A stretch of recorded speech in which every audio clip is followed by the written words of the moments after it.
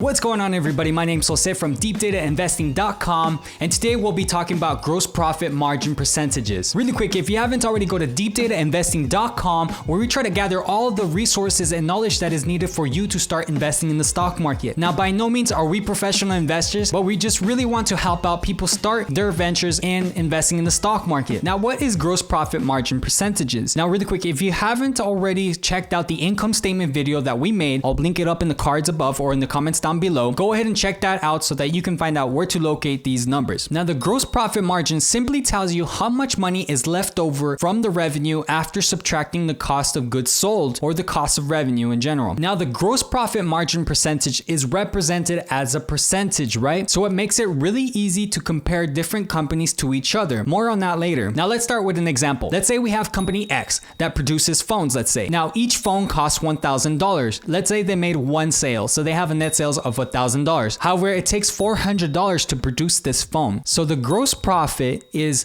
$1,000 minus $400, which gives you a total of $600 that is left over after subtracting the cost of goods sold. That's a 60% gross profit margin percentage that this company earns. Let's talk about this formula. All you have to do to get the gross profit margin percentage is subtract the net sales minus the cost of goods sold divided by the net sales. Then you can multiply this by 100 so you can get a nice percentage. So in the previous example, all we have to do is subtract $1,000 minus $400, divide that by $1,000, and then you get 60%. Now, there's a few use cases that you can use gross profit margin percentage. So analyzing a company's gross profit margin percentage over several different accounting periods can give you some insights on the company's efficiency of supply chain, management practices, and other observations. You can also use gross profit margin percentages to compare a company's business model with some other direct competitor or some other similar company in the same industry. Let's actually go over this example. Now, here I have a spreadsheet that I put together. What I did here is I took two companies. I took Walmart and Costco. Now, they're both in the retail sector, so we can compare their gross profit margin percentages with each other. What I did here is I took 4 accounting periods from 2017 to 2020, took the total revenue, their cost of revenue, gross profit, and then I calculated the gross profit margin, and then I came up with an average for these 4 accounting periods. For Walmart, you can see that they have about 24 to 25% gross profit margin percentages.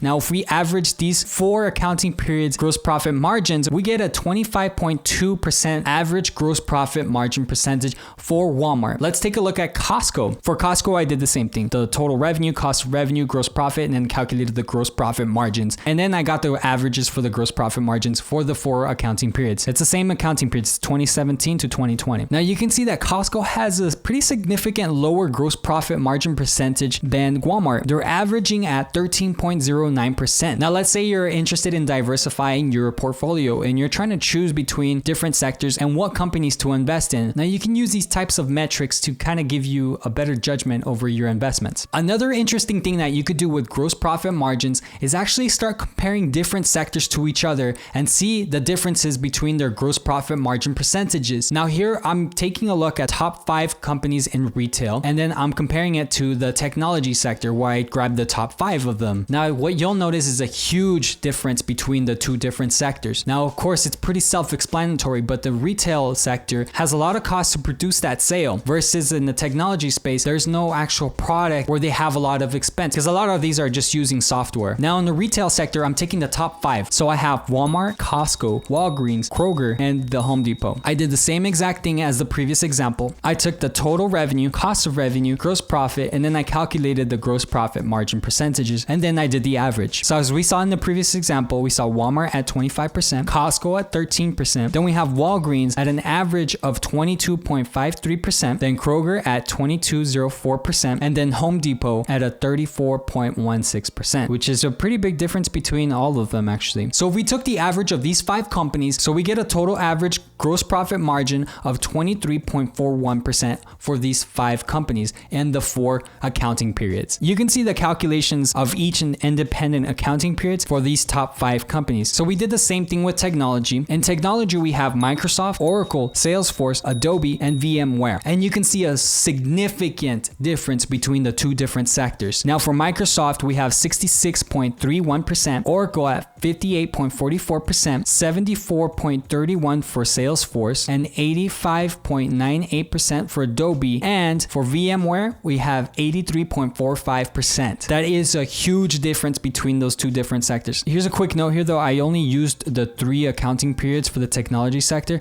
so it might not be as fair, but I mean, it's a really good representation of what they're averaging over each accounting period. So the total average gross profit margin percentage for the technology sector represented by these top 5 companies is 73.7%. Huge difference again. Now, these are just some cool observations and comparisons that you can do with gross profit margin percentages. Let me know how you can use gross profit margin percentages and what companies have you compared them to. Let me know down in the comments down below. Now, that's it for this one. Thank you guys so much for watching. I hope you guys learned something from this video. If you did, let me know below in the comments. Give me a like, subscribe to the channel, and again, go to deepdatainvesting.com, sign up there. It'll help us a ton. All right, guys, so we'll see you guys next time.